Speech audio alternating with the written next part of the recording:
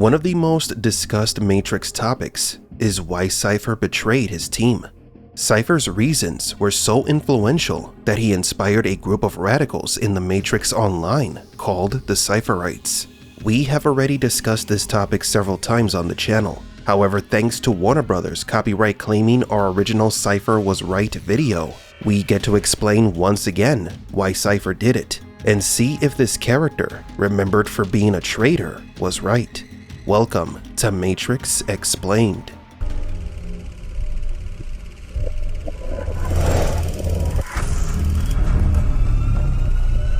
Welcome to the desert of the real. To help understand Cypher's motivations, we must go back to the beginning. Cypher was a red pill assigned to the Nebuchadnezzar under the command of Morpheus. Although we don't know much about Cypher's origins, we can still extrapolate from his brief appearance and deduce about his past.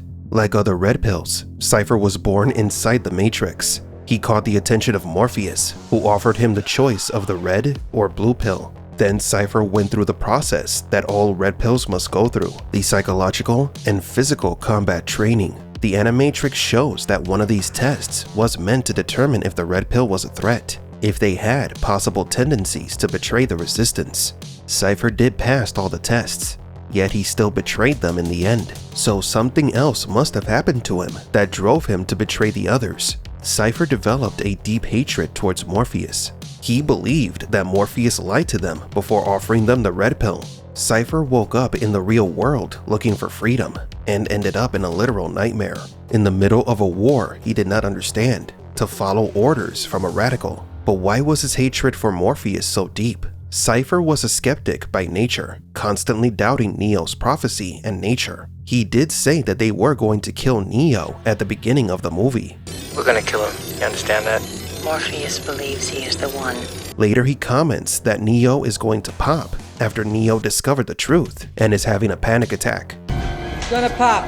He said that because he knew that Neo could die at any moment. Cypher had seen it happen before. The original Matrix movie has many deleted and alternate scenes, some of which we have already covered in previous videos. Let's just say that if some of these scenes were in the final movie, Cypher's motivations would be more understandable. In those deleted scenes, Cypher witnessed how Morpheus awakened other alleged ones, just for them to end up dead later. Regardless of their deaths, Morpheus pushed forward without ever questioning the words of the Oracle. According to the deleted scenes from the script, Morpheus recruited 5 other potential saviors, all of which have died. This is why at the beginning of the movie, Cypher said that they were going to kill Neo. He was referring to the fact that they were going to cause Neo's demise by removing him from the Matrix. There is another deleted or alternate scene where Cypher warns Neo about the existence of his predecessors and how Morpheus was responsible for their deaths. Although these scenes did not make it into the final cut of the film, they still affect the Cypher character's motivations. In the book The Art of the Matrix, there is the story of Eddie, a red pill that Morpheus thought was the one. Eddie was caught by Smith and the agents after trying to go see his girlfriend, who was still inside the Matrix. Morpheus had to forcefully disconnect Eddie from the simulation so that he would not give any vital information to the agents. This scene was removed because it revealed too much about the laws of the film too early. It was a lamentable decision by the creators, but it needed to be done. You could say that the scene was important in helping to understand certain motivations of a specific character. Most likely Cypher saw how Morpheus technically murdered Eddie and each of the others he thought were the one after he had sold them on the Oracle's fairy tale. This puts Morpheus in the role of a blind fanatical leader, and Cypher is the only rational person on the ship.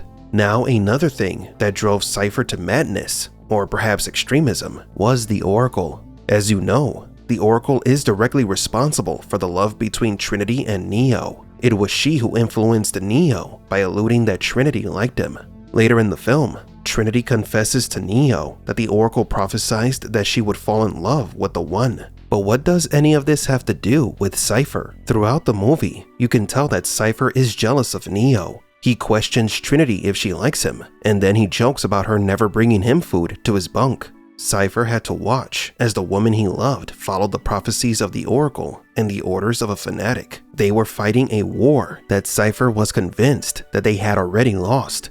Now, there is a good chance that Cypher was also manipulated by the Oracle. Just before he disconnected APOC, he told Trinity that he was in love with her and that he had dreams about her. Originally, we thought that Cypher's love for Trinity was platonic, which is why he dreamt about her. But in the Matrix sequels, there is a clue that points to the Oracle's meddling. In Reloaded, Neo was having nightmares of Trinity's death. The Oracle herself asked him if he was sleeping well. Rhetorical, of course, because she knew exactly why he was having these dreams.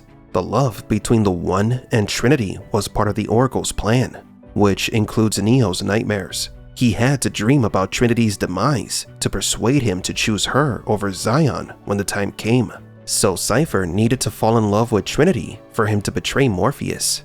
But then how is it that the Oracle can implant dreams into people, if that is what she is doing? Remember that the red pills can receive information via a digital connection. They can also be infected by other programs. So the Oracle could have given one of her infamous cookies to Cypher, infected with the virus of love for Trinity. Thus, his dreams could be a direct result of the Oracle's manipulation. But for what reason, you may be asking? Well, to instigate the manifestation of the anomaly. Perhaps it does have something to do with the connection between Neo and Trinity that the Oracle created. Cypher's betrayal was needed for Neo to become the One. Looking back at the Oracle's manipulation of Morpheus and the other crew members, including Neo, which inexorably leads him to the Architect, makes us realize that everything was part of the same plan. The crew's sacrifice was in vain because they fulfilled the Oracle's plan. Because just like in the Matrix, the real world is part of the same system of control. Cypher somehow knew this and preferred to go back to the Matrix. After the Matrix Resurrections, we thought that the franchise was, this time, really done and over with. But with the surprise confirmation of a Matrix 5, maybe there is a bit of hope left for Cypher to make a comeback. Perhaps Cypher could be recreated as an evil Matrix program, made to manipulate Neo and Trinity. Who knows? But do you agree? Put yourself in Cypher's shoes and tell us, which would you choose? Fight a lost war in the real world, or return to the comforts of the Matrix? Was Cypher right to betray Morpheus and the others? Back to the Matrix, where the lines fell true. Walking through a dream, where the skies weren't blue. In this real life nightmare, I'm just a pawn. Goddamn you, Cypher! Lost in the battle, from dusk till dawn. In these empty halls, echoes of a digital love. Trinity of the town, in the world above. Fighting for a cause that I can't even see. In the Matrix was the only place to be. Bring me back to the Matrix, where I could feel where the scars were revealed, and the steel wasn't steel in the arms of a dream.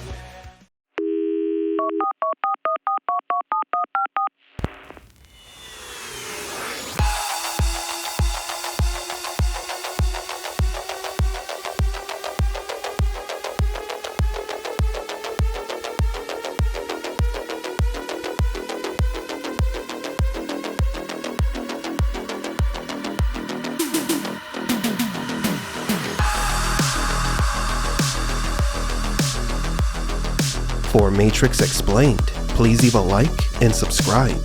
And thank you for visiting the Desert of the Real.